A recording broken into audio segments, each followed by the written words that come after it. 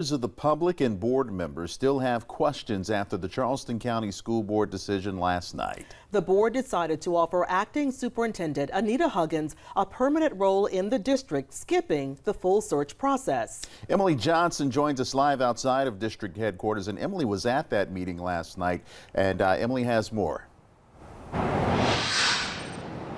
Roth, the offer passed on a 5-4 vote after executive session did not wrap up until 10:30 p.m. with no members of the public still at the meeting since it began at 5:15 earlier that evening.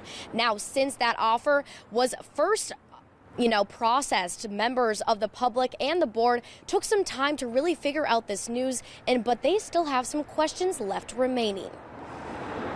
When you have these meetings that are moved, executive session moved until almost 11 o'clock at night when everybody's gone home, that's not transparency and that's not accountability. The discussion of CCSD's superintendent has been at the forefront of everyone's minds for the last few months after Dr. Eric Gallion resigned back in October, leaving Huggins in the role temporarily. Darren Calhoun is one of 4 board members against the decision and compared offering Huggins a 3-year contract without a search to the hiring of Chief Academic Officer Michelle Simmons back in December.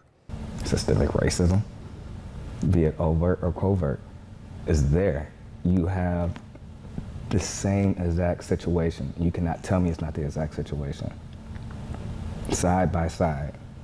In response, Board Chair Keith Grabowski noted board policy having written processes for the hiring of the chief academic officer compared to the hiring of the superintendent not having a specific process. You're talking, apples and oranges when you talk about Michelle Simmons and the superintendent. The board hires the superintendent pursuant to the policy. Board members against Monday's vote say that they were completely blindsided by the possibility of this proposal. It seemed like this was all planned. You knew what this plan was. And that's disingenuous. And I've never worked on a more dysfunctional board in my life. In response, Grabowski says the agenda clearly showed what items were going to be discussed, and board members could have called him with questions. He says the only board member was Darlene Roperson that contacted him prior to the meeting. It doesn't matter if they are the most qualified person in the building.